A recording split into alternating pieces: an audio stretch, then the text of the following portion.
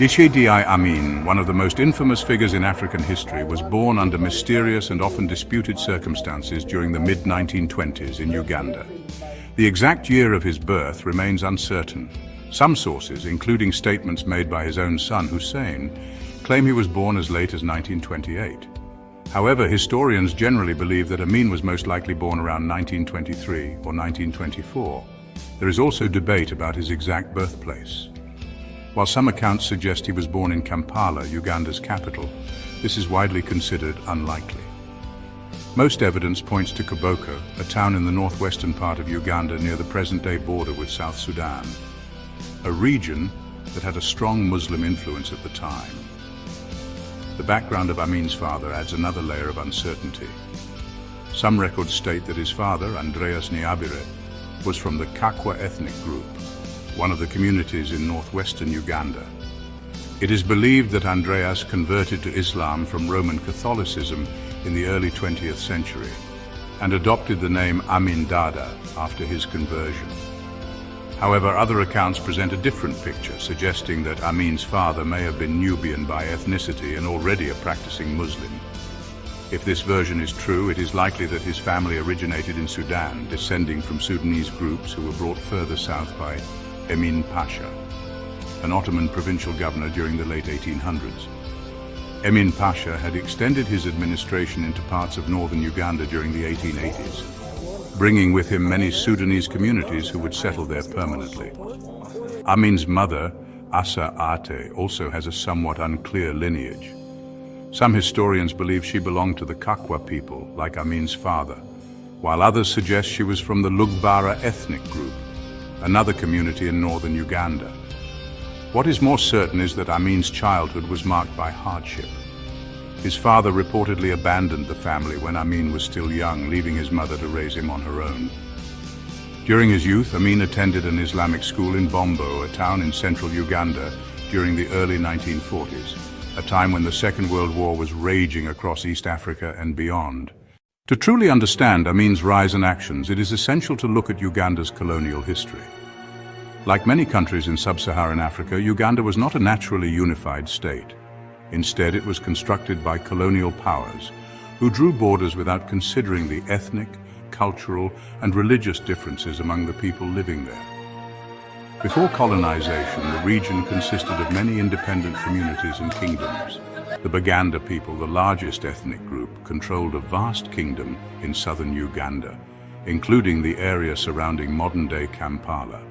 In contrast, the north and east were home to Nilotic peoples such as the Kakwa and Lugbara, while the northwest had a significant Sudanese population.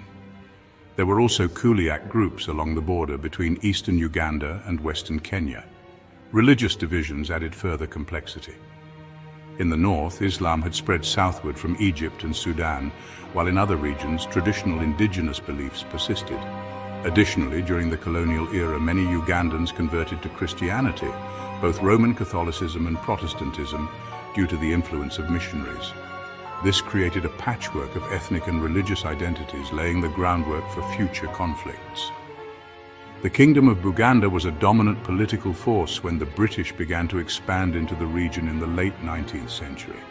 By 1894, Uganda officially became a British protectorate, part of a larger imperial vision of establishing British control over a continuous line of territory stretching from Cairo in Egypt to Cape Town in South Africa. British colonial policy deepened internal divisions by favoring certain groups, especially the Protestant Baganda elites, who were used as intermediaries to administer the colony. This often came at the expense of Muslim groups in the north, creating resentment that would shape Uganda's politics for decades. While colonial rule was exploitative, it also introduced some changes that would modernize Uganda. The British developed basic infrastructure such as roads and railways and encouraged the production of cash crops like sugar and cotton, which became central to the colonial economy. Education and literacy levels also rose significantly in the first half of the 20th century, though access was unequal and largely controlled by Christian missions. One of the most consequential colonial developments was the creation of a Ugandan military force. Initially, the British recruited and trained Ugandan soldiers to help them maintain order and expand their influence. This recruitment intensified during World War I, when Ugandan troops were used in campaigns against German colonies in East Africa. This set the stage for the emergence of men like Idi Amin, who would later use military power to dominate politics. Despite his later claims, Idi Amin did not fight in World War II on the Burma front, as he often boasted. These stories were fabrications crafted by Amin himself to enhance his image as a decorated war hero. In reality, his early military service began later, during the final years of British rule, where he rose through the ranks in the colonial army, experience that would ultimately pave his way to power. By the time Uganda moved toward independence in the 1960s, these deep-seated ethnic, religious, and colonial legacies had created a fragile and divided nation. The very environment that allowed Idi Amin to rise and eventually seize control of the country. Idi Amin's rise through the ranks of the King's African Rifles, KAR, was rapid and remarkable, especially considering the strict limitations placed on Africans within the British colonial military system at the time. From the beginning, Amin distinguished himself through his physical strength, athletic abilities, and natural charisma, qualities that made him stand out to the British officers who controlled advancement in the army. His impressive performance and dedication to his duties allowed him to achieve promotions at a pace that was unusually fast for an African soldier. By the late 1940s, Amin was stationed in neighboring Kenya, a territory that was experiencing intense political unrest. Kenya was far more volatile than Uganda at this time because of growing resistance to British colonial rule, especially over issues related to land ownership and the rights of indigenous populations. In 1952, this resistance erupted into a violent uprising known as the 𝐈𝐝𝐢 Rebellion, led by the Kenya Land and Freedom Army. This was a major anti-colonial struggle, and Amin was present in Kenya when it began. The 𝐈𝐝𝐢 uprising lasted throughout the decade and became one of the most significant and bloody revolts against British rule in East Africa. Amin served actively during this conflict, and British authorities praised his performance. However, later in his life, Amin would try to downplay his role in suppressing the 𝐈𝐝𝐢 fighters, likely because it was an uncomfortable truth that he had once fought against African freedom fighters while defending colonial interests. Despite this, his actions during the conflict were recognized by his superiors, and he was steadily promoted, first to corporal in 1952, then to sergeant in 1953. His commanding officer, 𝐀𝐻𝐸, who would later write about his experiences in Uganda and with Amin, described him as one of the best soldiers and mid-ranking officers he had ever led. Many other British officers agreed with this assessment, further cementing Amin's reputation as a highly capable and disciplined soldier. During the 1950s, Amin's career continued to progress. He was even sent to Europe for specialized military training, an opportunity very few African soldiers were given at the time. He spent a period in Stirling, Scotland, where he was exposed to European military methods and culture. This experience left a lasting impression on him. In fact, Amin developed such a fascination with Scotland that later in his life he would jokingly and sometimes seriously express a desire to become the King of Scotland. This peculiar attachment to the country became a bizarre footnote in his complex personality and worldview. Upon returning to Africa, Amin's steady rise continued. In 1959, he achieved the rank of Effendi, or Afande in Swahili, which was equivalent to a Class II warrant officer. This was the highest rank an African soldier could attain in the British colonial forces in East Africa at that time. However, this period also began to reveal darker aspects of Amin's character. In late 1961 and early 1962, just as Uganda was nearing independence, tensions flared along the Uganda-Kenya border, where widespread cattle raiding was taking place. During this operation, Amin ordered his troops to massacre scores of villagers, a brutal act that shocked even his superiors. Under normal circumstances, such a crime would have resulted in a court-martial and severe punishment. However, because Uganda was on the verge of independence, Sir Frederick Crawford, the colonial governor, decided to suppress the incident to avoid scandal. At the time, Amin was one of only 2 native Ugandans serving as commissioned officers in the army, and the British authorities were reluctant to tarnish the image of their soon-to-be independent colony by exposing his atrocity. While Amin was moving up the military ladder, Africa itself was undergoing massive transformation. The Second World War had dramatically weakened European colonial powers, both economically and politically. In 1941, the Atlantic Charter, signed by the Allies, promised greater self-determination for colonized nations. This agreement, combined with the post-war reality that European countries could no longer maintain vast overseas empires, ignited independence movements across Africa. At the end of the war in 1945, the majority of Africa was still firmly under European control. France ruled much of the north and northwest. Britain dominated the east and south. Belgium controlled the enormous Congo region, and Portugal held large colonies in Angola and Mozambique. Italy had previously ruled territories such as Libya and parts of the Horn of Africa. Initially, there was little movement toward granting independence. However, by the mid-1950s, pressure for decolonization became overwhelming. The process accelerated quickly. In 1956, Morocco and Tunisia gained independence from France. By 1960, known as the Year of Africa, a wave of independence swept across the continent. Countries like Cameroon, Senegal, Togo, Mali, Benin, Niger, Ivory Coast, Burkina Faso, Chad and Madagascar broke free from French control.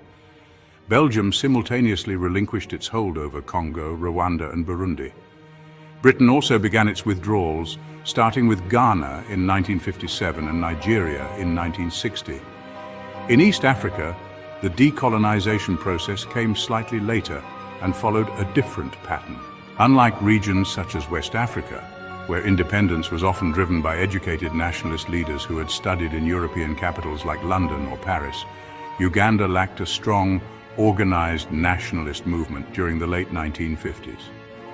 While there were calls for independence, political parties were poorly developed, and there was no unified leadership ready to take power. This lack of political maturity meant that when Uganda officially gained independence on October 9, 1962, it inherited a fragile and fragmented political system. After independence, three main political parties emerged: the Democratic Party, DP, which represented Uganda's Catholic population; the Uganda People's Congress, UPC, led by Milton Obote and supported largely by Nilotic groups from the north; 𝒂𝒑𝒂𝒂𝒂, a party promoting Bugandan nationalism and the interests of the southern Baganda people. In the first elections held after independence, UPC and 𝒂𝒂𝒂𝒂𝒂 formed an alliance to keep the Democratic Party out of power. This political maneuver allowed Milton Obote to become Uganda's first prime minister. Obote's leadership would dominate the 1960s, but his government was plagued by deep divisions and challenges familiar to many post-colonial African nations. Uganda, like many countries created by European powers, was not a natural nation-state. It consisted of diverse ethnic and religious groups with conflicting interests, making unity difficult to achieve. By the mid-1960s, a fierce debate erupted over how Uganda should be governed. Some factions wanted a decentralized federal system that allowed regions like Buganda and northern Uganda to manage their own affairs. Others favored a strong, centralized government run from Kampala, the capital.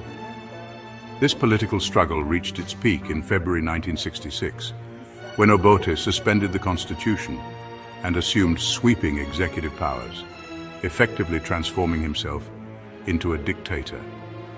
Uganda's descent into authoritarian rule was not unique. Across Africa during the 1960s, similar events were unfolding as charismatic leaders and military figures consolidated power. Leaders like Joseph Mobutu in Congo, Jean Bedel Bokassa in the Central African Republic, Francisco Macias Nguema in Equatorial Guinea, and Abubakar Sangoule Lamizana in Upper Volta, now Burkina Faso, also established authoritarian regimes. Uganda, under Obote, was simply following this widespread pattern of post-independence instability, setting the stage for even more turbulent times, and for Idi Amin's eventual rise to ultimate power. In the years following Uganda's independence, Idi Amin's career within the country's military rose at an astonishing pace, largely because of his relationship with Prime Minister Milton Obote and his willingness to serve as both ally and enforcer. When Uganda gained independence from Britain in October 1962, Amin already held a position in the armed forces. At the time of independence, he was promoted to captain. Just a year later, in 1963, he advanced to the rank of major. By 1964, he had become the deputy commander of the Ugandan military, demonstrating that his rise was both rapid and carefully orchestrated. This trajectory continued, and in 1965, at the age of only 40, Amin was appointed as one of the top commanders of the army. His career culminated in 1970 when he reached the highest position possible, overall commander of Uganda's armed forces.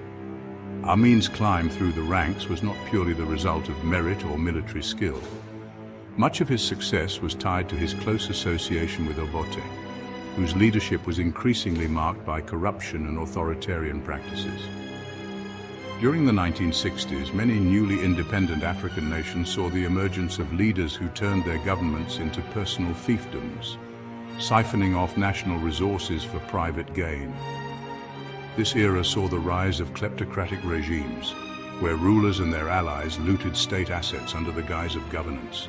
Uganda was no exception. By the mid-1960s, Amin became directly involved in Obote's illicit activities. Together, they operated a gold and ivory smuggling ring along the border between Uganda and the neighboring Congo, present-day Democratic Republic of Congo. Officially, part of this operation was meant to supply weapons to rebel groups and separatists fighting inside the Congo. However, a substantial portion of the profits from the smuggling was simply pocketed by Obote, Amin, and their network of accomplices. This smuggling network not only enriched them personally, but also entrenched their control over Uganda's political and military apparatus. The exposure of these activities in 1966 proved to be a turning point. Facing public outrage and the threat of losing control, Obote decided to seize absolute power. That year, he suspended Uganda's constitution and effectively became the nation's dictator, justifying his actions as necessary to stabilize the country. His decision to centralize authority was motivated in part by a desire to protect himself and Amin from legal or political repercussions for their corruption. By the late 1960s, Amin had become one of the most powerful figures in Uganda, both feared and respected. However, Obote's regime grew increasingly oppressive, especially after an attempted assassination against him in 1969. Though the attempt failed, it gave Obote the pretext to intensify his crackdown on political opponents, military officers, and anyone suspected of dissent. As Obote's trusted military strongman, Amin played a central role in this repression. Despite this outward loyalty, Amin was secretly plotting his own rise to supreme power. Throughout the late 1960s, he strategically built a power base within the military. He recruited large numbers of soldiers from northern Uganda, particularly from the Kakwa and Nubian ethnic groups, to which he himself belonged. These groups were predominantly Muslim and had historical ties to Amin. By staffing the army with men loyal to him personally, Amin ensured that, if the opportunity arose, he would have the military strength needed to challenge Obote. At the same time, Amin appears to have been cultivating external support, possibly from Britain and Israel. Britain, though no longer Uganda's colonial ruler, retained significant influence in the region. During the Cold War, Britain and other Western powers were deeply concerned about the spread of socialism in Africa. Obote's policies increasingly leaned towards socialist ideals, which alarmed Britain. Thus, they might have viewed Amin as a more favorable alternative. Israel, too, had strategic reasons to engage with Uganda. During the 1960s, Israel worked to expand its influence in East Africa as part of a strategy to distract Sudan and Egypt, two of its regional rivals, from focusing too much attention on the ongoing conflict in the Sinai Peninsula. Obote eventually grew suspicious of Amin's ambitions. In October 1970, seeking to neutralize him, Obote stripped Amin of his role as overall military commander and assumed the position himself. He also began preparing charges of financial misconduct against Amin, which could have led to his arrest and removal from power. However, Obote underestimated his opponent and moved too slowly, giving Amin time to act first. Amin learned of Obote's plans and decided to strike before his enemies could move against him. On January 25, 1971, while Obote was out of the country attending a Commonwealth leaders meeting in Singapore, Amin launched a carefully coordinated military coup. His forces quickly seized the capital city of Kampala as well as key infrastructure, including radio stations. These radio broadcasts allowed Amin to control the narrative, announcing to the nation that he had overthrown Obote to save Uganda from corruption and mismanagement. In his initial statements, Amin presented himself as a temporary caretaker. He promised that his role was simply to restore order and the constitution, and that within weeks or months, Uganda would return to democratic civilian rule. This was a calculated move designed to win both domestic and international support. Obote, meanwhile, fled to Tanzania, where he would spend the next several years in exile. In the immediate aftermath, Amin moved quickly to consolidate his power. On February 2, 1971, he declared himself President of Uganda while simultaneously reappointing himself as the head of the armed forces. Within weeks, his promises of democracy evaporated and Uganda transformed into a military dictatorship. Civilian courts were sidelined and replaced by military tribunals. Many top government officials and judges were removed, replaced by Amin's loyalists, most of whom had no qualifications for their new positions. Amin ruled by decree, issuing orders without any legal checks or balances. He even renamed the government's headquarters in Kampala to the command post, symbolizing the absolute dominance of the military over civilian life. To secure his position further, he carried out widespread purges of both the army and civil service. Thousands of individuals suspected of disloyalty were removed from office, imprisoned, or executed. This wave of violence marked the beginning of Amin's notoriously brutal rule, during which tens of thousands of Ugandans would be killed. Resistance to Amin's takeover emerged quickly. In Tanzania, Obote received the backing of Tanzanian President Julius Nyerere, who refused to recognize Amin's government. Thousands of Ugandan political refugees also fled to Tanzania, where they began organizing themselves into armed resistance groups. Among these exiles was Yoweri Museveni, a young activist who would later become a key figure in Uganda's future. By September 1972, these exiled forces felt ready to act. Around 1,500 guerrilla fighters crossed into northern Uganda, attempting to replicate Amin's earlier coup strategy.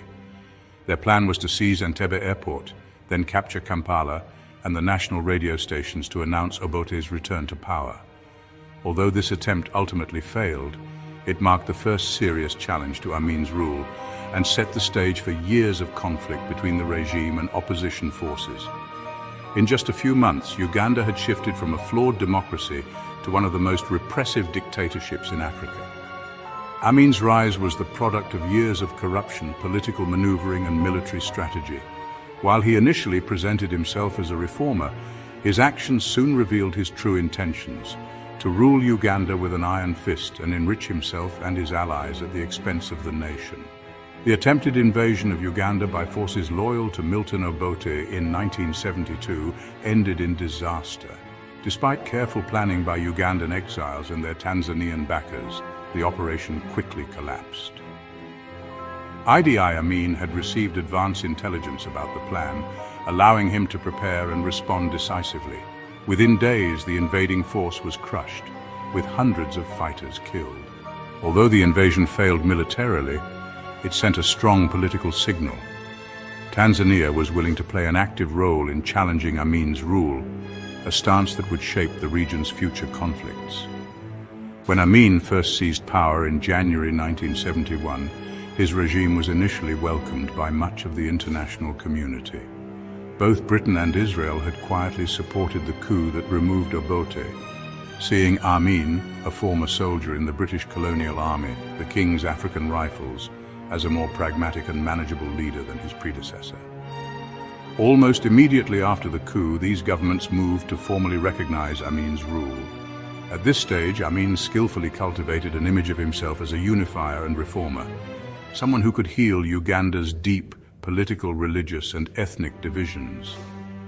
In July 1971, Amin embarked on state visits to Britain and Israel, marking his debut on the global stage. In London, he was treated as a legitimate head of state. He met Prime Minister Edward Heath, visited Parliament and even dined at Buckingham Palace. The visit had a personal element as well. Amin had trained in Scotland during the 1950s while serving in the British military. His time there left such an impression on him that he later gave several of his sons Scottish names and even outfitted a Ugandan army regiment with Scottish kilts. This peculiar fascination would resurface later in his rule when, in a bizarre episode, Amin entertained the idea of becoming the King of Scotland through a supposed alliance with a fringe Scottish nationalist group. During these state visits, Amin made direct requests for military aid, specifically weapons he could use against Tanzania, which he perceived as a growing threat due to its support of Obote and Ugandan exiles. However, both the British and Israeli governments rejected these requests, cautious about being directly involved in Uganda's internal conflicts. At the time, Western leaders seemed unaware of Amin's true nature. They viewed him as a strong man who could bring stability to Uganda, failing to grasp his violent tendencies and erratic behavior. This miscalculation became apparent only weeks later when events took a dark turn. While Amin was abroad enjoying the pomp and ceremony of his visits, trouble was brewing back home. Two Americans, a journalist, Nicholas Stroh, and a sociology lecturer, Robert Седel, were investigating reports of political killings linked to Amin's new government. Ignoring repeated warnings, they visited the Mbarara army barracks in western Uganda to pursue their research. Their decision proved fatal. Both men were murdered at the barracks under mysterious circumstances. The killings caused outrage in the United States. A senior American legal official, David Jeffress Jones, was sent to Uganda to investigate. Jones quickly uncovered evidence indicating that Amin's soldiers were responsible for the murders. Fearing for his own safety, he fled the country before he could finish his report. This incident marked one of the first major clues to the outside world that Amin might not be the reliable ally they had imagined. Amin's early relationship with the West soon deteriorated further. Having failed to secure arms from Britain and Israel, Amin turned to a new potential ally, Colonel Muammar Gaddafi of Libya. Gaddafi, who had come to power in 1969, was known for his anti-colonial stance and his hostility toward Western powers. He had expelled much of Libya's Italian colonial population and seized foreign military bases, positioning himself as a champion of Arab nationalism and Islamic governance. When Amin visited Libya, he greatly exaggerated his country's Islamic character to appeal to Gaddafi. In reality, only about 6% of Uganda's population was Muslim, concentrated mostly in the northwest near Sudan. Amin, however, claimed that as much as 70% of Ugandans were Muslim, portraying himself as the leader of a potentially powerful Islamic nation. Gaddafi believed him and agreed to provide military assistance. In return, Amin pledged to join the Organization of Islamic States and promised to curtail certain religious freedoms for Christians in Uganda. This alliance signaled a significant geopolitical shift, moving Uganda further away from Western influence. Meanwhile, violence within Uganda escalated dramatically throughout 1972. Amin's regime targeted the Acholi and Lango ethnic groups, many of whom were loyal to Obote and opposed Amin's rule. Thousands of people, including soldiers, lawyers, clergy, students, and local politicians, were abducted and killed. By early 1972, it was estimated that at least 5,000 people had disappeared, their bodies often dumped into the River Nile. Even so, the broader picture of Amin's brutality remained largely hidden. By mid-1972, tens of thousands of Ugandans had either been killed or forced into exile, with many fleeing south to Tanzania. Persecution based on ethnicity, religion, and political affiliation intensified, setting the stage for even greater bloodshed in the years to come. The event that finally brought Amin worldwide notoriety came later that year and involved Uganda's Asian population, particularly those of Indian descent. The presence of South Asians in East Africa had deep historical roots, dating back centuries. As early as the 12th century, traders and migrants from India had established communities along the East African coast. However, their numbers grew substantially during the late 19th century, a period sometimes described as the first wave of globalization. Under British colonial rule, many Indians were brought to East Africa as laborers, traders, and civil servants. By the end of World War II in 1945, the South Asian population in the region had expanded dramatically. Across East Africa, especially in Kenya, Uganda, Tanzania and Mozambique, there were over 500,000 Asians, most of them from India. These communities became deeply integrated into the economies of their host countries. In Uganda, for instance, Asians were prominent in commerce, retail trade and small-scale manufacturing. They played a vital role in the country's economic life, often serving as the link between rural agricultural producers and urban markets. However, this economic prominence also generated resentment. Many Ugandans, particularly those in rural areas, perceived the Asian minority as economically privileged and disconnected from the struggles of ordinary citizens. These perceptions were exploited by political leaders seeking to rally popular support. By late 1972, Amin's government began openly targeting the Asian community. His actions were partly driven by economic motives, partly by a desire to consolidate political power by scapegoating a vulnerable minority. This campaign would soon make headlines worldwide, cementing Amin's reputation as one of the most brutal and erratic leaders of the era. In summary, the period from 1971 to 1972 marked a dramatic transformation in Uganda. Amin rose to international prominence with the support of Britain and Israel, portraying himself as a unifier and modernizer. However, beneath this facade, his regime rapidly descended into violence and repression. His turn toward Gaddafi and Libya signaled a break with the West, while his campaign against political opponents and ethnic minorities sowed terror within Uganda. By mid-1972, Amin's rule was already defined by bloodshed, deception, and international controversy, a pattern that would only intensify in the years ahead. By the middle of the 20th century, Asians had become the backbone of Uganda's economy, dominating its trade and industrial sectors. Their influence was immense, with estimates showing that between 80% and 90% of commercial trade and industry were controlled by this community. This dominance was particularly evident in Uganda's cotton industry, a vital part of the country's economy at the time. Records from 1948 reveal that out of 195 cotton ginneries, a staggering 183 were owned or managed by individuals of Indian descent.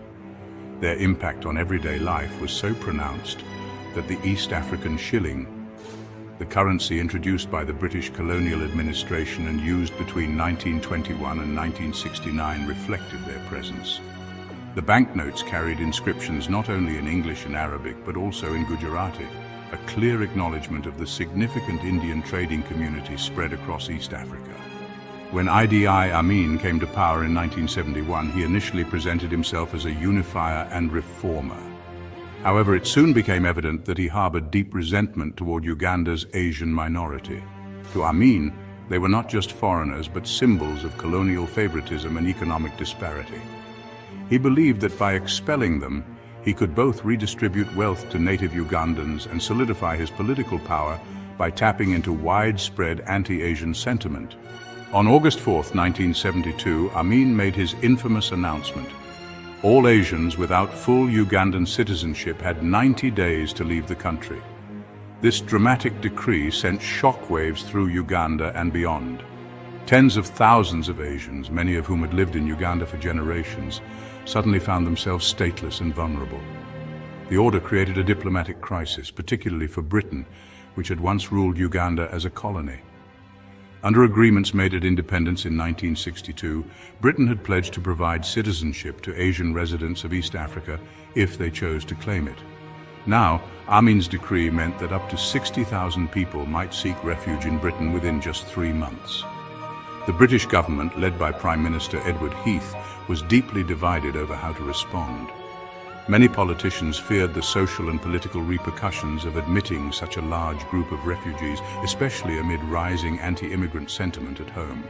As the deadline loomed, London attempted to persuade Amin to reverse or at least delay his decision, but their efforts failed.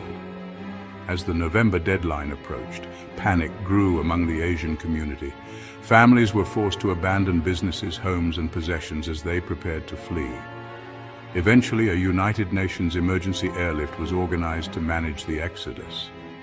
In the final days before the deadline expired, 27,000 refugees were flown to Britain, while others scattered to countries such as Canada, Kenya, and India. Amin's motives were not just political but also economic and personal. As the Asians prepared to leave, government soldiers and loyalists routinely looted their property, stripping them of cash, jewelry, furniture, and even basic belongings. This massive theft enriched Amin's inner circle while leaving the departing families destitute. One figure who openly opposed the expulsion was Benedicto Kiwanuka, Uganda's Chief Justice at the time. Kiwanuka was a respected statesman who had played a key role in Uganda's transition to independence. In the early 1960s, he briefly served as a technocratic prime minister, leading the government in the period before Obote's rise to power. Later, he was imprisoned by Obote's regime in 1969, only to be released when Amin took over in 1971. Initially, Kiwanuka attempted to cooperate with Amin's government. However, when he began criticizing the regime's policies, particularly the mistreatment of Asians and other human rights abuses, Amin saw him as a threat.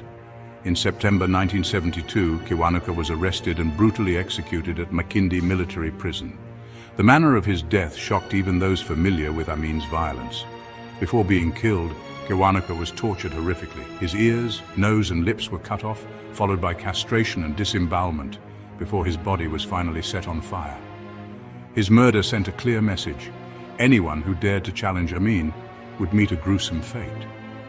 The expulsion of the Asian community had devastating long-term consequences for Uganda's economy. The 50,000 to 60,000 Asians who were forced to leave had managed nearly every sector of commerce and industry. When their businesses were seized, Amin handed them over to his loyalists, primarily military officers and political allies. The problem was that most of these individuals had no knowledge or experience in running businesses. Many were barely literate and lacked even basic accounting or managerial skills. Factories and farms began to deteriorate almost immediately. Cotton gins broke down and were never repaired. Farm machinery essential for crop production sat idle when it malfunctioned because no one knew how to fix it. The collapse of Uganda's cement factories at Tororo and Fort Portal became a symbol of the country's economic freefall. Without these factories, construction ground to a halt, crippling infrastructure development. By 1975 and 1976, Uganda's economy was in ruins.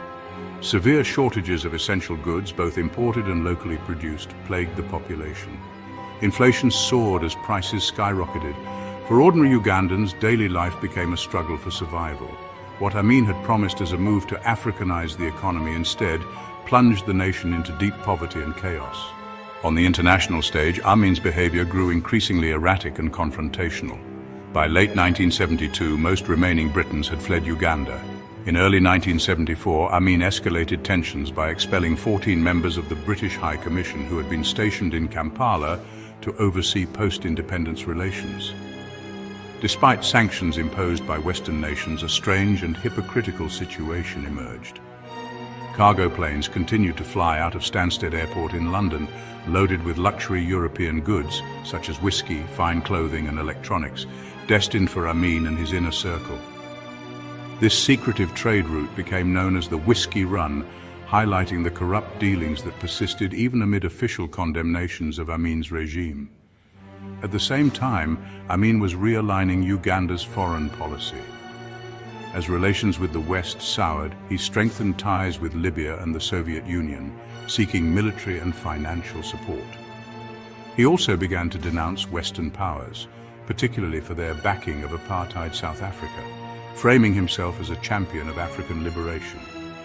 Amin's relationship with Israel also deteriorated sharply after the Arab-Israeli War of 1973, leading him to turn completely against his former ally.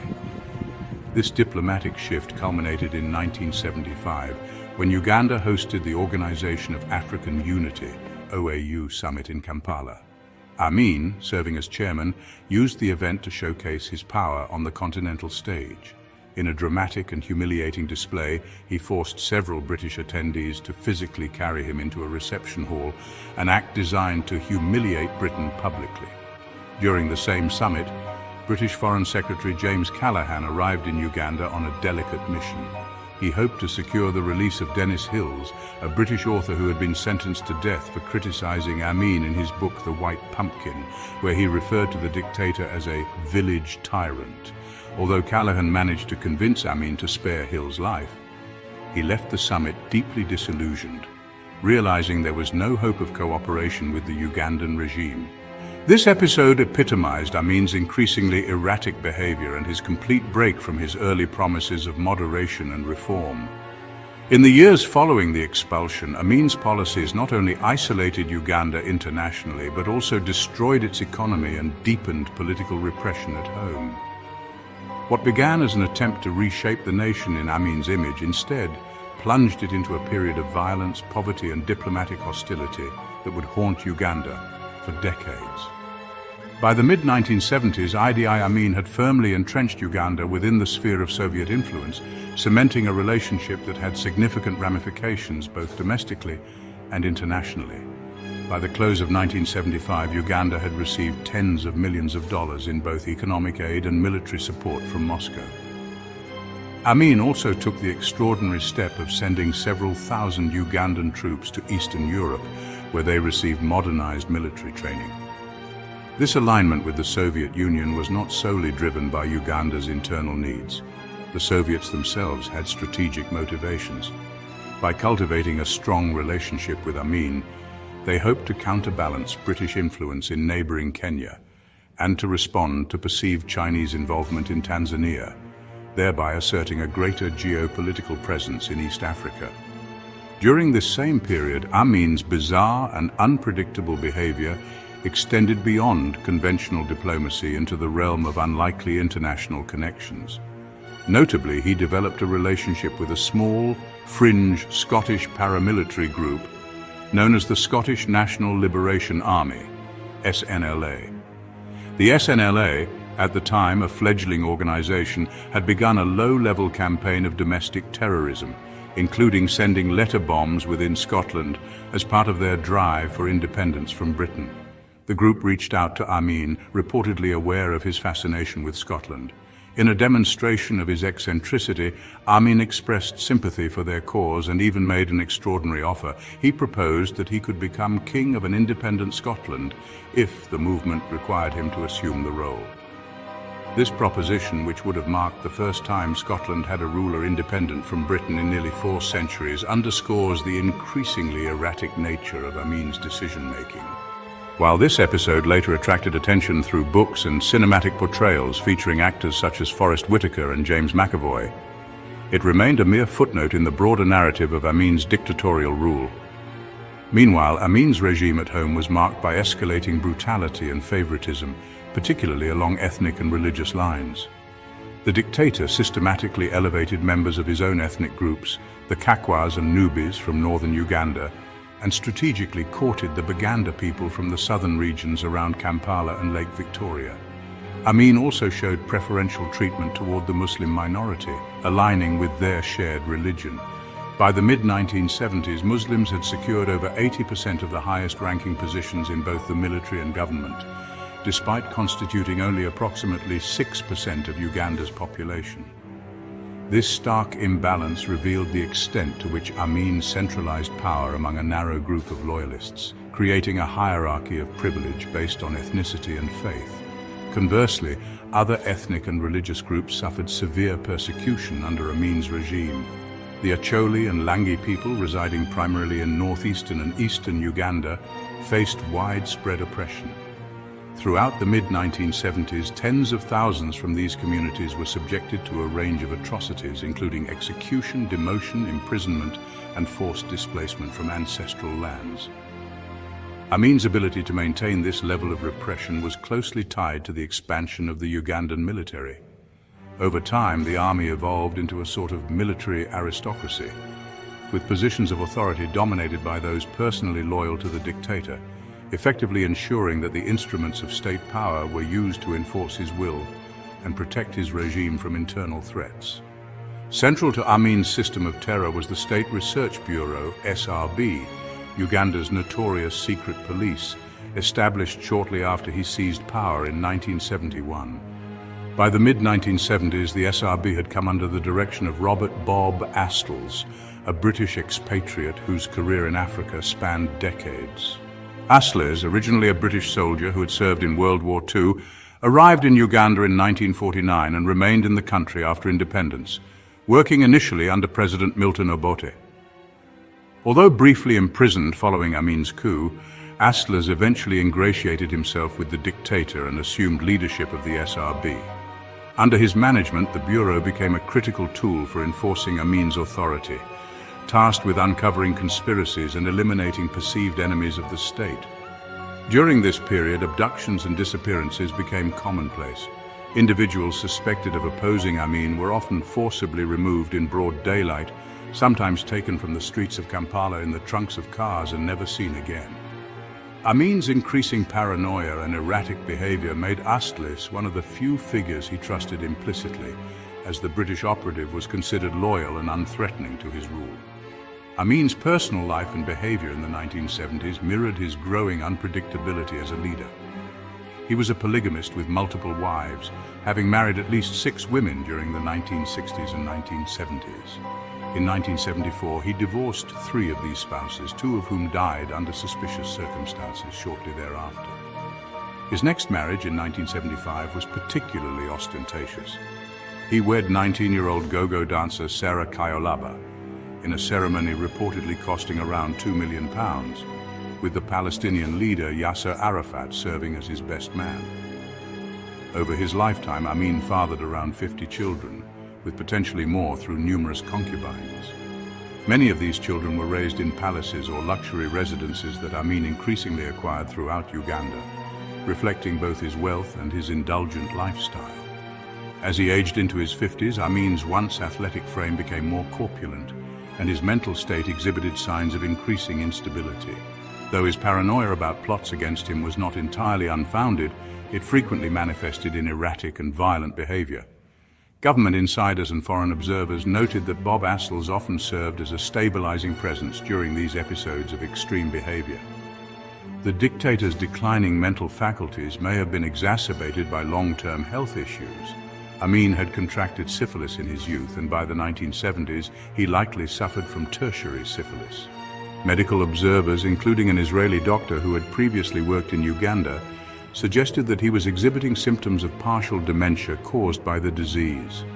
These health complications may explain some of his more bizarre decisions and actions, including the widespread rumors of cannibalism that circulated toward the end of his rule. One striking illustration of Amin's erratic judgment was a telegram he sent to 𝒄𝐿, the United Nations Secretary General, in which he appeared to praise Adolf Hitler and mischaracterized the Holocaust as involving people being burned with gas. This communication, widely circulated among world leaders, highlighted Amin's increasingly unstable and alarming public persona. The incident also strained Uganda's relationship with the Soviet Union, one of Amin's few remaining allies, illustrating how his personal eccentricities and deteriorating mental state had tangible consequences for the country's diplomatic and economic positioning. In summary, the mid-1970s in Uganda were characterized by Amin's growing reliance on the Soviet Union, bizarre international outreach, and extreme internal repression. His favoritism towards select ethnic and religious groups, coupled with systematic persecution of others, entrenched a climate of fear enforced by an expanding military and a brutal secret police apparatus. At the same time, Amin's personal life, health, and mental stability increasingly influenced his governance, producing actions that were both unpredictable and alarming. The combination of geopolitical maneuvering, domestic terror, and erratic personal behavior painted a portrait of a leader whose decisions were as unpredictable as they were consequential, leaving a profound impact on Uganda and shaping his notorious historical legacy. The mid to late 1970s represented a period of increasing instability and notoriety for Idi Amin's Uganda, as the dictator's unpredictable behavior, aggressive foreign policy, and brutal domestic repression all came to the fore. One of the most infamous episodes of Amin's rule occurred in 1976, capturing global attention and further tarnishing his reputation on the international stage. On June 27th of that year, an Air France flight traveling from Tel Aviv to Paris with a stopover in Athens was hijacked. The aircraft was forcibly diverted to Entebbe Airport, located just outside Kampala, placing the hostages squarely within Amin's jurisdiction. The hijacking was orchestrated by a coalition of Palestinian militants and members of the West German urban guerrilla group, the Revolutionäre Zellen, known for their radical left-wing terrorism in Europe. Almost immediately, the global media highlighted Amin's complicity in the crisis, as he openly accommodated the hijackers and allowed them to operate from Ugandan soil.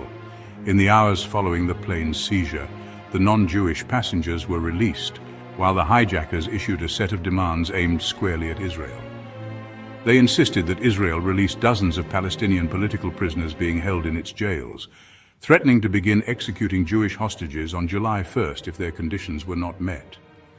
The situation rapidly escalated into a tense international standoff, putting Amin at the center of one of the most dramatic hostage crises of the era. His willingness to provide safe harbor and logistical support to international terrorists illustrated not only his opportunistic foreign policy, but also his increasing desire to assert Uganda as a key player in Middle Eastern and global affairs, often in opposition to Western powers. The hijacking ultimately precipitated one of the most daring rescue operations in modern military history. Israeli commandos, leveraging years of intimate knowledge of Entebbe airport, which had been constructed with Israeli assistance in earlier decades, launched a highly coordinated nighttime raid on July 4th. Flying from Israel and refueling in Nairobi, Kenya, the elite force landed on Ugandan soil with around 100 soldiers, conducting a precise and rapid strike. The operation lasted approximately 90 minutes and successfully freed almost all hostages, destroyed most of the Ugandan Air Force's fighter planes stationed at Entebbe, and exited the country with minimal casualties. The mission's success stunned Amin. When he awoke the following morning, he reportedly experienced both disbelief and outrage at how the Israelis had managed to penetrate his country's defenses with such precision and efficiency. Amin's involvement in facilitating the hijacking, along with his other provocative actions, underscored his increasingly incendiary approach to foreign affairs. In particular, his behavior antagonized neighboring Kenya, which played a crucial role in the Israeli rescue by permitting refueling in Nairobi. This regional tension was partially rooted in historical grievances. At the turn of the 20th century, portions of Western Kenya had been included in the Uganda Protectorate under British colonial rule before being returned to Kenya upon independence. By the mid-1970s, Amin began asserting expansive claims over these territories, advancing the notion of a greater Uganda. While largely baseless, this rhetoric stoked animosity in Nairobi and likely contributed to Kenya's cooperation with the Israeli operation. At this stage, much of the international community was unaware of the full scale of the atrocities, as media coverage was limited. However, one incident drew international attention. In January 1972, a violent clash occurred at Mutukula, near the Tanzanian border. The fighting spilled over into Tanzanian territory, forcing the event into the global spotlight. The consequences of Amin's provocative diplomacy were swift and brutal. In the weeks following the Entebbe incident, he reportedly ordered reprisal killings targeting ethnic Kenyans residing in Uganda, with estimates ranging from hundreds to possibly thousands of deaths.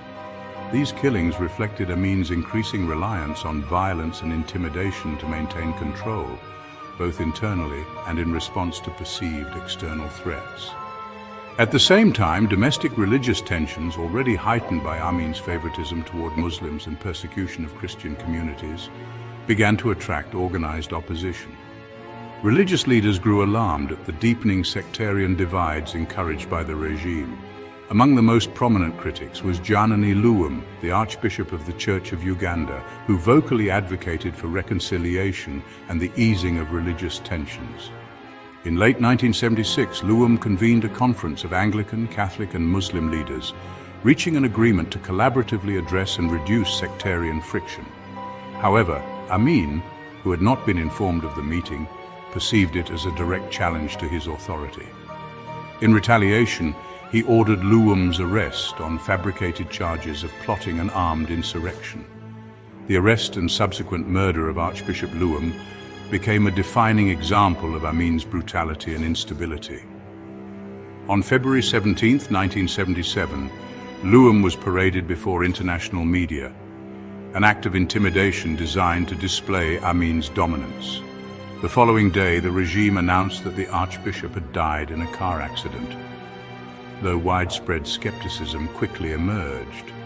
Later reports suggested that Amin may have personally executed 𝐈𝐝𝐢, solidifying the archbishop's posthumous status as a martyr and further exposing the regime's extreme measures to quash dissent.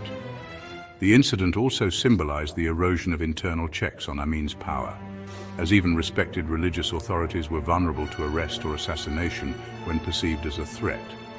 Amin's isolation on the international stage became increasingly pronounced following the Entebbe crisis and the 𝐈𝐝𝐢 affair. He was notably excluded from meetings of Commonwealth heads of state, reflecting growing diplomatic ostracism. Domestically, cracks appeared within his government. In 1975, Finance Minister 𝐸𝐻𝐻 defected to Britain, signaling early internal dissent. In 1977, Health Minister Henry Kyemba fled Uganda, later publishing A State of Blood, a scathing insider account that detailed the regime's systemic brutality and human rights abuses. These defections exposed not only the internal weaknesses of Amin's administration, but also the growing global awareness of Uganda's descent into tyranny and chaos. Despite mounting international condemnation, Amin's grip on power remained secure for a time, due to his control over the military and government institutions. However, fissures within the armed forces became increasingly evident. By late 1977, loyalty was divided between factions supporting Amin and those favoring Vice President General Mustafa Idrisi. Recognizing Idrisi's rising influence, Amin sought to consolidate his authority, a decision that ultimately contributed to a chain of events culminating in the regime's collapse. Tensions with neighboring Tanzania, long a source of conflict and opposition, proved critical in Amin's eventual downfall. Tanzania had been a base for anti-Amin activities, especially following Milton Obote's exile there in 1971 and the failed invasion of Uganda by Obote loyalists in 1972. In late 1978, mutinies occurred near the Tanzanian border, led by troops aligned with Idrisi, creating localized instability. Rather than suppressing the mutiny through internal measures alone, Amin escalated the conflict into a full-scale invasion of northern Tanzania. His objectives were twofold: to assert his authority over a fracturing military and to claim credit for territorial incursions that had already begun without his direct orchestration. The early stages of the Uganda-Tanzania war initially appeared favorable for Amin. Ugandan forces advanced into northern Tanzania in significant numbers, occupying the Kagera region, which allowed Amin to announce intentions to annex the territory formally. Yet the early tactical gains were short-lived. In January 1979, Tanzanian President Julius Nyerere mobilized the Tanzanian People's Defense Force in a decisive counteroffensive. This effort was bolstered by Ugandan exiles who opposed Amin's rule and had been residing in Tanzania. As the Tanzanian-led forces moved northward, Ugandan units began to collapse, with some fleeing into the Congo while others were gradually pushed back toward Kampala. The momentum shifted decisively, signaling the beginning of Amin's rapid unraveling. The events from 1976 to 1979 highlight the convergence of Amin's reckless international adventurism, deepening domestic repression, and the fragmentation of his military. His facilitation of international terrorism, including the Entebbe hijacking, provoked foreign retaliation and exposed Uganda to global scrutiny. Internally, his violent suppression of opposition, targeting both religious and political figures, revealed the fragility and paranoia underpinning his rule. Despite holding nominal control over the state apparatus, Amin's increasingly erratic behavior, coupled with internal dissent and strategic miscalculations, created vulnerabilities that ultimately led to the disintegration of his authority. The interplay of foreign intervention, internal defection, and mismanaged military engagements underscores how Amin's personal instability and aggressive policies precipitated the collapse of one of Africa's most infamous dictatorships, culminating in his overthrow in 1979. By the final stages of his rule, Idi Amin was increasingly desperate for external support, reaching out to countries across the Middle East and North Africa in an attempt to shore up his faltering regime. Despite appeals to Saudi Arabia and Iraq under Saddam Hussein, Amin received only limited assistance, largely restricted to some aid from Libya under Muammar Gaddafi and a degree of support from the Palestinian Liberation Organization. These offers of assistance, while symbolically significant, were insufficient to stabilize Amin's government as the military situation deteriorated rapidly. The turning point came decisively at the Battle of 𝐈𝐝𝐢, which took place on March 10th and 11, southwest of the Ugandan capital Kampala. In this engagement, Amin's forces, consisting of roughly 2,000 Ugandan soldiers reinforced by approximately 1,000 Libyan troops and backed by 18 tanks, were confronted by a combined force of Tanzanian soldiers and Ugandan exiles. Although the latter force had minimal armored support, it greatly outnumbered Amin's troops in infantry, giving them a tactical edge. Over the course of the battle, the allied Tanzanian and exile forces succeeded in overwhelming Amin's army, marking a critical defeat that signaled the collapse of his military dominance. News of the disaster at 𝐈𝐝𝐢 reached Kampala rapidly, and calls for Amin to relinquish power grew louder. Many within the capital, including military officers and political allies, urged him to accept the inevitable and step aside to prevent further bloodshed. However, Amin remained obstinate, displaying the same defiance and denial that had characterized his behavior throughout his dictatorship. Even as Tanzanian and Ugandan exile forces advanced on strategic locations such as Entebbe Airport, located along the shores of Lake Victoria to the southwest of Kampala, Amin refused to negotiate or surrender. In a demonstration of both paranoia and stubbornness, he went so far as to dismiss his own military chief of staff, Yusuf Gowon, in an apparent attempt to maintain control and assert his authority, despite the growing evidence of impending defeat. With his forces depleted, allies abandoning him, and enemies closing in on the capital itself, Amin's options became increasingly limited. Finally, on April 11, 1979, recognizing that his position was untenable, he fled Kampala by helicopter. This date is widely recognized as marking the end of Amin's regime and the collapse of his nearly 8-year reign over Uganda. The fall of Kampala effectively symbolized the final unraveling of the dictatorship that had terrorized the country throughout the 1970s. The departure of Amin did not immediately restore stability to Uganda. In the immediate aftermath, a provisional civilian government was established, drawing together representatives from various interest groups and factions. However, this coalition was fragmented and unable to govern effectively. Internal divisions persisted, and within a year, a military coup occurred in May 1980, installing a temporary military administration.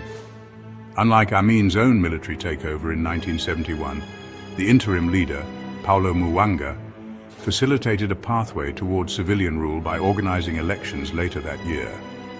In these elections, Milton Obote, the former president ousted by Amin in 1971, was returned to power as Uganda's president.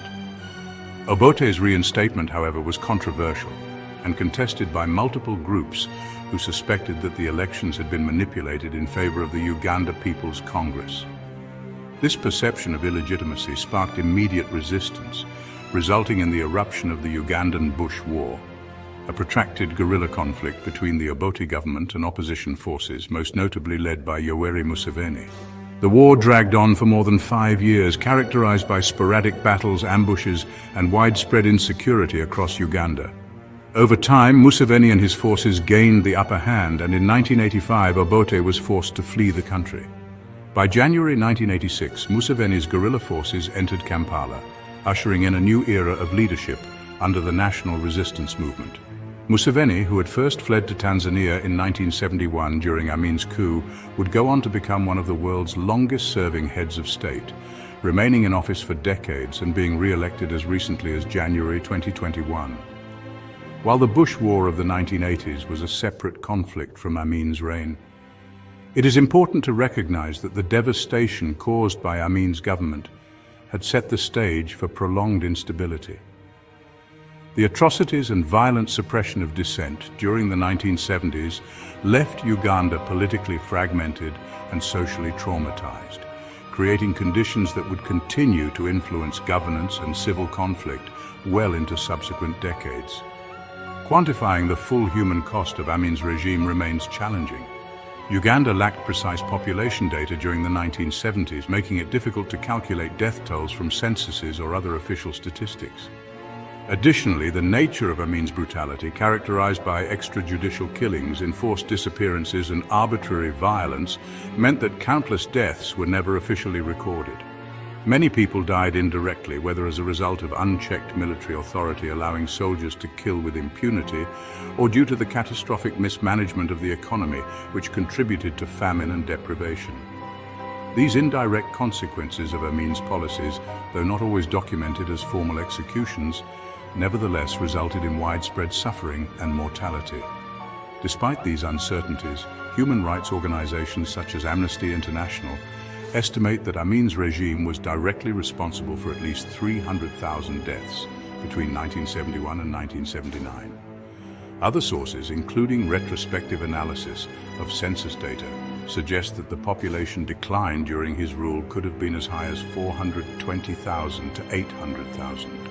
While an exact figure may never be known, it is indisputable that Amin's dictatorship inflicted profound and lasting hardship on the Ugandan population, establishing him as one of the continent's most brutal and infamous leaders of the 20th century. After fleeing Kampala, Amin did not immediately leave Uganda entirely.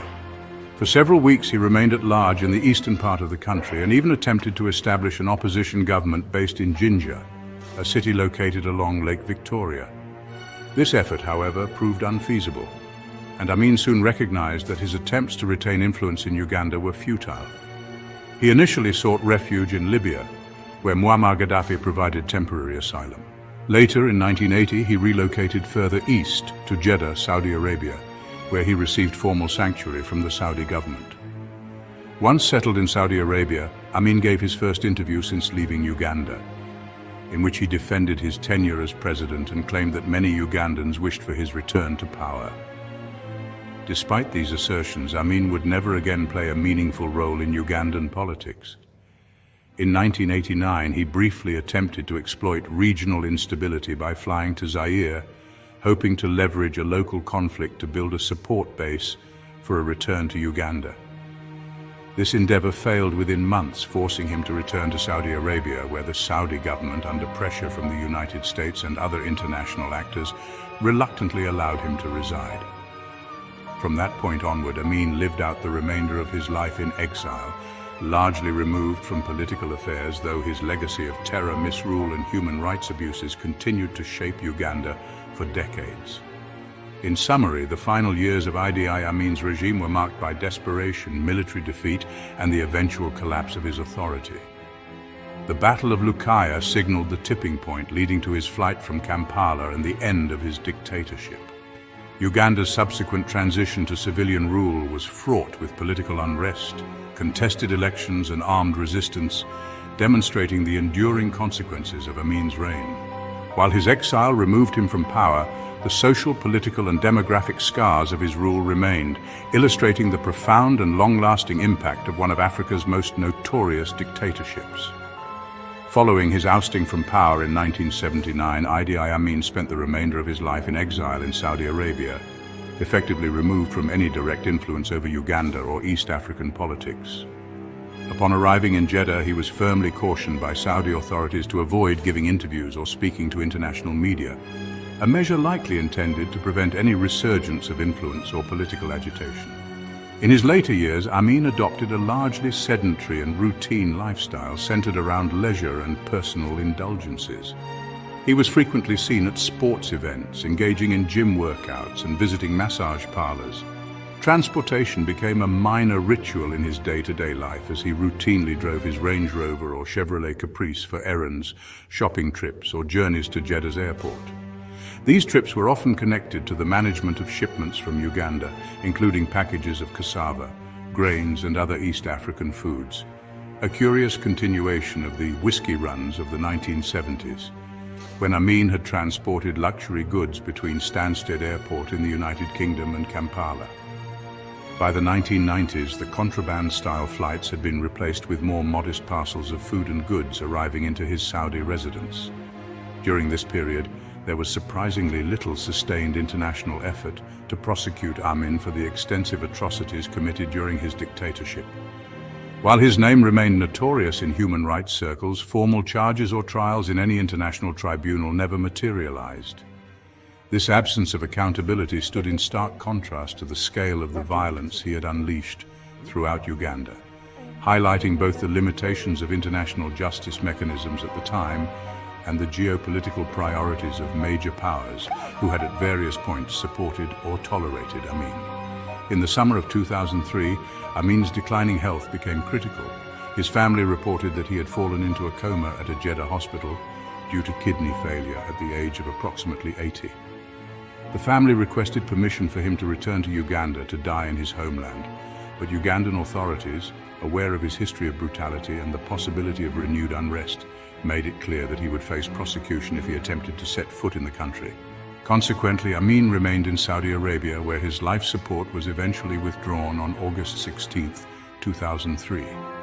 He passed away in relative obscurity, and his burial took place in a modest, largely unremarkable grave in Jeddah, marking the quiet end of one of Africa's most infamous political figures. Amin's legacy is inextricably linked to the extreme violence and repression that defined his 8-year reign over Uganda. From the very beginning of his rule, his regime relied on widespread political oppression as a means of maintaining control.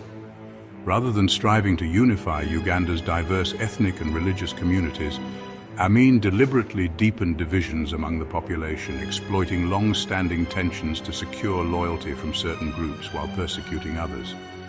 His administration favored Muslims and his own northern ethnic groups, while targeting communities such as the 𝐂𝐤𝐢 and 𝐀𝐟𝐫𝐢, along with sections of the Christian population, fostering an environment of fear and distrust.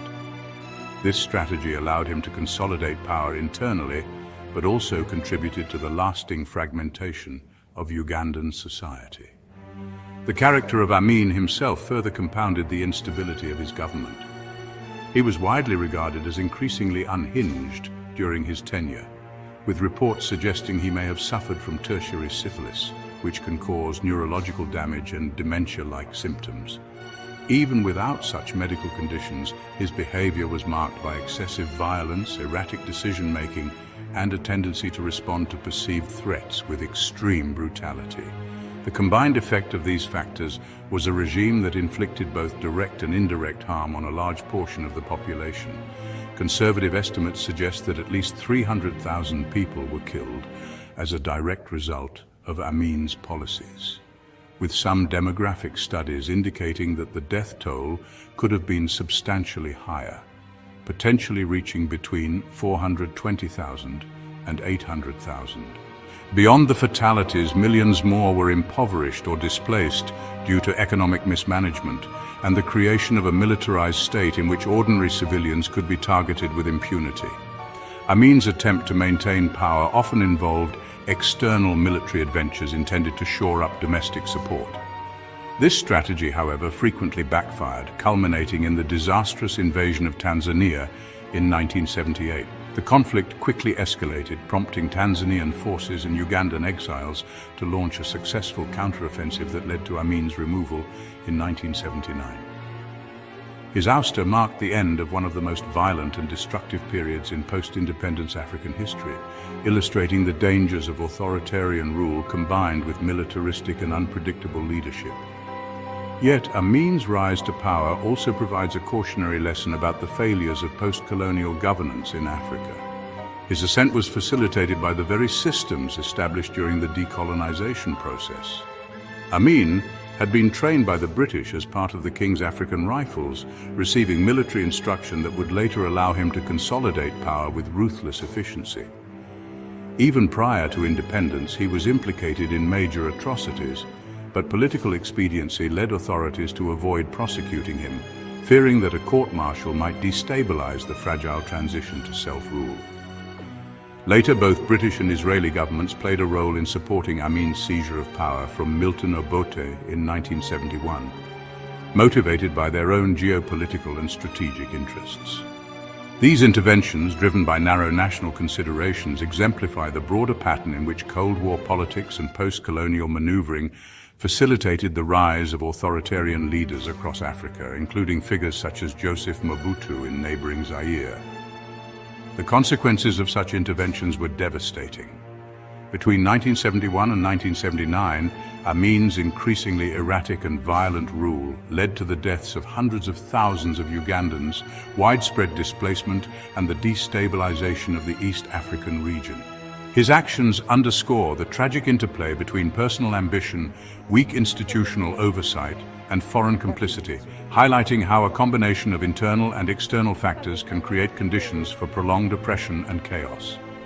Despite the enormity of his crimes and the widespread suffering caused by his regime, Amin was never held accountable in an international court. He lived the final decades of his life relatively freely in exile, shielded by political alliances and the reluctance of certain governments to pursue formal charges. This impunity contrasts sharply with the severity of his crimes and serves as a reminder of the limits of international justice in cases of state-sanctioned violence during the late 20th century. In the final analysis, Idi Amin's life and rule epitomize the extremes of post-independence authoritarianism in Africa. His regime combined political repression, ethnic favoritism, military adventurism, and economic mismanagement to devastating effect, creating a climate of fear and insecurity throughout Uganda. While the exact number of victims may never be known, the consensus among historians and human rights organizations is that his government was responsible for at least several 100,000 deaths, along with immeasurable suffering for millions more. Amin's story also reflects the broader historical context of Cold War-era Africa, where external powers frequently prioritized strategic considerations over human rights, inadvertently enabling violent dictators to seize and maintain power. Ultimately, Amin's life serves as both a historical case study in the dangers of unchecked power and a grim illustration of how post-colonial mismanagement, compounded by international complicity, can produce catastrophic outcomes. His death in Jeddah in 2003 closed the final chapter of a life that had brought immense suffering to Uganda and left a legacy that continues to shape perceptions of dictatorship, governance, and accountability in Africa.